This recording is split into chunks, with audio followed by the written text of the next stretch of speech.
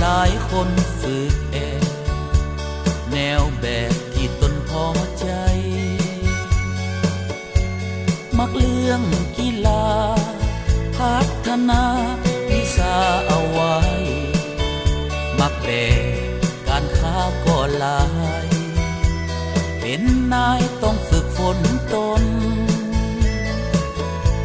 แต่เขาคนนี้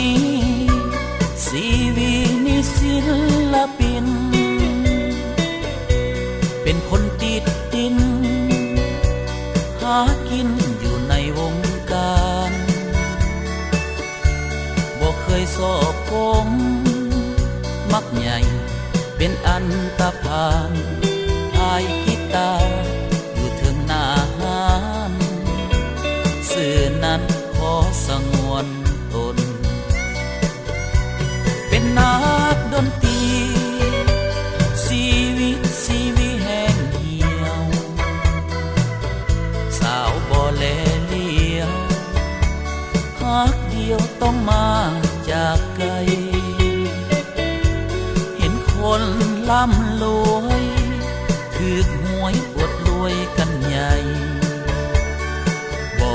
เคยคิดสนใจบ่ได้ไปอิจฉาเขาขอแต่ศาสตร์นี้ให้มีแต่ความหักใครเพื่อนฝูงมากลายอาศัยอยู่ในสังคม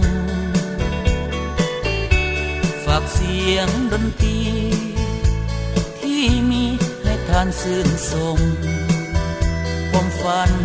อันเพียงลมฮักบ่สมทนสู้ความจริง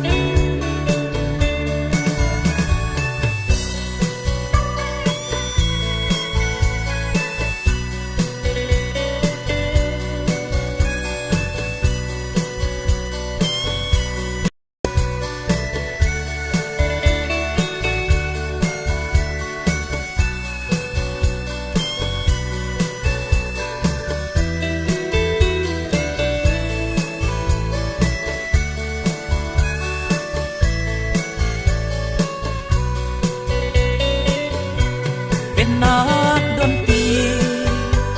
ชีวิตแห้งเหี่ยวสาวบ่แลเลี้ยว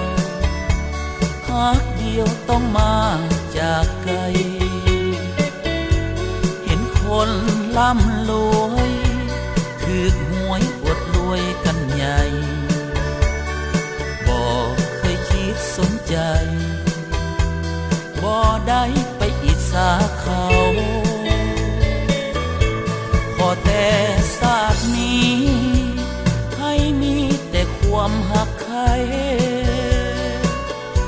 เพื่อนฝูงมากลายอาศัยอยู่ในสังคมฝากเสียงดนตรีที่มีให้ท่านชื่นชมความฝันอันเพียงลมฮักบ่สมทนสู้